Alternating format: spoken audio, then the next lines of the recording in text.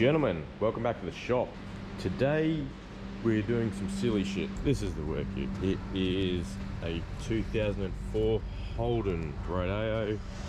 It is a real heap of shit. The engine's fucked. I'm gonna put a different engine in it.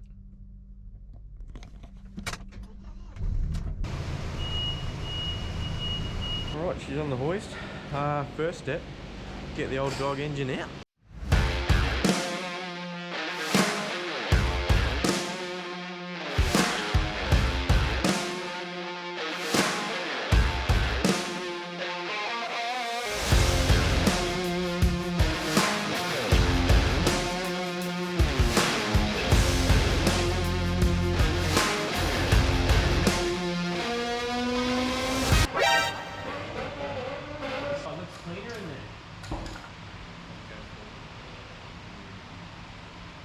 Well, it's day two, even though I only got a few hours on it yesterday, but now we may have breezed over it a little bit, but yes, it's a BMW engine, of course. It's an M54 B25, so the 2.5 litre out of an E46, and it sits in there quite nicely. Now what I've done, I've just mocked up a little steel plate in the same spots that like an E36 engine mount arm would mount to. So I've got that bolted to the engine there.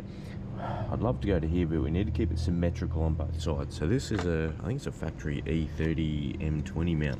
There is a little slot in the chassis there. So what I can do is literally just make some steel up, join it to that side, the very same down there. So yeah, now it's just a matter of getting the engine level front to back, getting the engine level side to side and in the centre. Shouldn't be too hard. So this is the box we're going to be using to begin with. It's a G240, so it's basically a standard E30 box. They are stronger than the box in like a 220 out of an E46. They're still kind of weak, so we're not sure how long it's going to last. Main reason for choosing this box straight away is that it's one of the only boxes that has an overdrive fifth. The Rodeo's got currently like something like a 4.7 diff, so it's going to be just silly geared. So we at least need something with an overdrive fifth until I can find a 6-speed or something like this.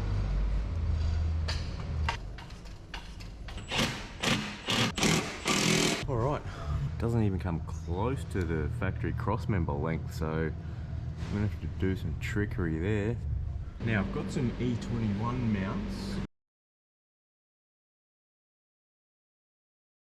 So I'm basically thinking, I'm just gonna bring a flat plate straight across and then put two little wedges up. Should be it.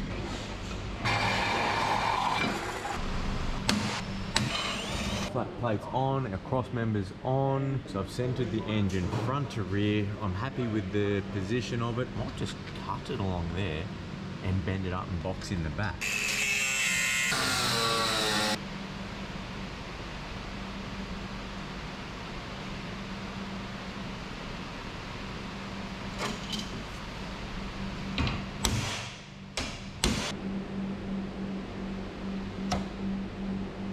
Good start.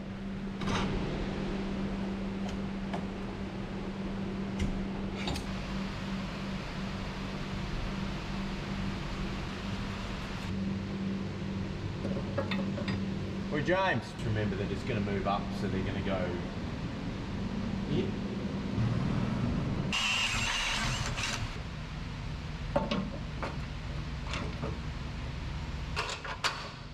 Pretty happy with that. No gap there, everything's flat. No gap there. Just got to fill in this back piece. We'll brace that there, weld it up, we'll be good to go. Here's what we got. I've trimmed off the excess on the outside, rounded those edges off. Can't leave that like that because it's a bit bendy. So I've just cut some small little bits of 3mm, and they are going to go right there. I'll weld that on both sides. That should be heaps strong enough.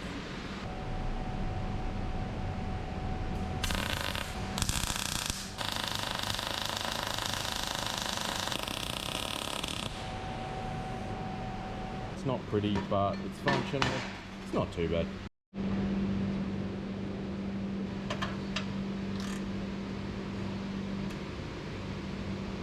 All right, mount in place, and it looks fantastic. Now that that's good, we can move on to the front. Now we know the rear is at the correct height and in the center at the back. All we have to do is move it left to right in the front, and we can get started on the front mount. First thing we need to do is make a mounting pad for this. I think I'm going to try and kick it up a little bit to give it sort of two planes to bolt onto.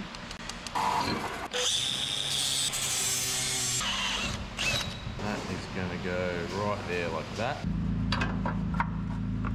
So that fits nicely in that slot there. Okay, so I've removed that little front cross member that was in there. There's the engine mount.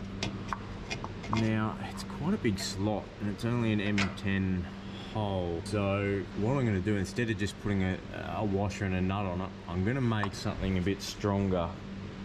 Listen, it's probably overkill, but I'm going to make a big flat washer out of some 50x3 flat bar, just to spread that load across sort of as much as I can. Okay, I know it's dark, but it's night time, and excuse the green lights, it's because we've got those crappy high bay fluoros. Makes it look underwater. Anyway, we've got both engine mounts in, so I've put an opposite bend on this. Okay, for the next step, we're going to be using CAD, cardboard aided design. You need some pink scissors and a beer carton. That's where we want it. Hold your tongue in the right spot. Straight edge there, mark that along, and transfer it to steel. Okay, from our CAD template, it's as easy as transferring it across. Our plate out now, technically. Oh yeah. Now we just got to repeat that for the other side, and we can box it in. Bob's are on. All right, driver's side mount is done. So we're going to move on to the passenger side one. It's a little bit trickier, and I've just been trimming it slowly to get sort of a nice look that clears everything. It's pretty good. All right, what are we doing, James? We are welding in some mounts. I'm welding in some mounts. Yeah. I don't trust James's bird shit. Oh, come on. Covered me dippy port. Need to lay some beads on it. Crank it up. Put it up to 11, exactly. Watch your eyes. Okay, we've got that mount tacked in place. Onto the other side. Mounts are off the car. All I need to do now is weld them together.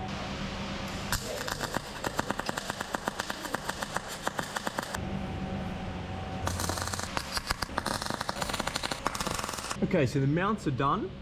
Now next is, I just want to make a little heat shield for this engine mount because it is rubber and the exhaust is pretty sort of close. Found a bit of 3-inch stainless that will perfectly fit around that mount.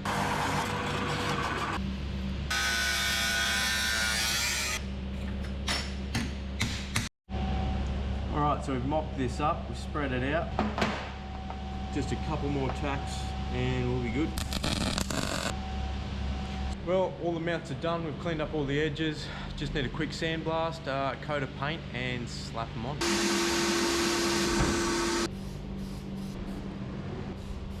So now I've got the gearbox back out.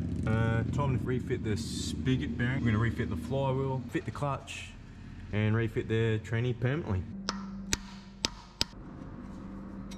Make sure the back surface of the flywheel is clean.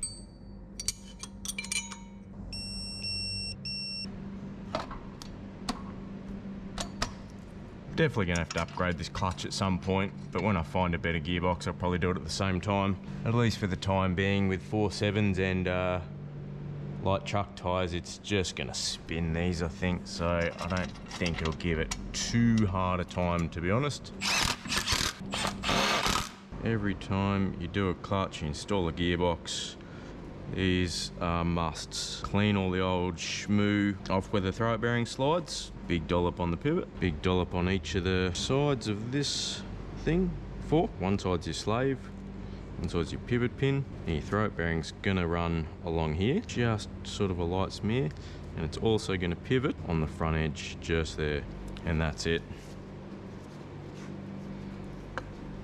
Go time for the gearbox. No wires that we're gonna cramp.